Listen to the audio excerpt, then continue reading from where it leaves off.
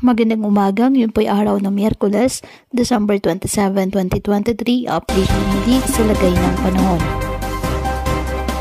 Ayon sa Pag-asa, northeast monsoon ang nakakaapekto sa Luzon, habang easterlies nakakaapekto sa eastern section ng Visayas at Mindanao. Wala naman pong bagyo o low pressure area na minomonitor sa loob ng ating PAR na maaaring makaapekto sa ating bansa. Ngayong araw, ang Cagayan Valley, Apayao, Kalinga, Aurora at Quezon, asahan ang maulap na kalangitan na may mahihinang pag-ulan dahil po sa amihan.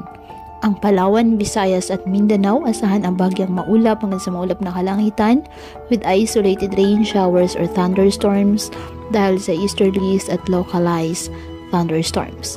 At ang Metro Manila at nalalabing bahagi ng Luzon, bahagyang maulap hanggang sa maulap na kalangitan with isolated light rains dahil pa rin po sa northeast monsoon. Kaya patuloy pa rin na pinapayuhan natin mga kababayan na maging maingat at maging alerto sa mga posibleng pagbaha at pag-uho ng lupa at ugaliin na magdala palagi ng payong o kahit ano mo panangga sa ulan sa tuwing lalabas ng ating mga tahanan.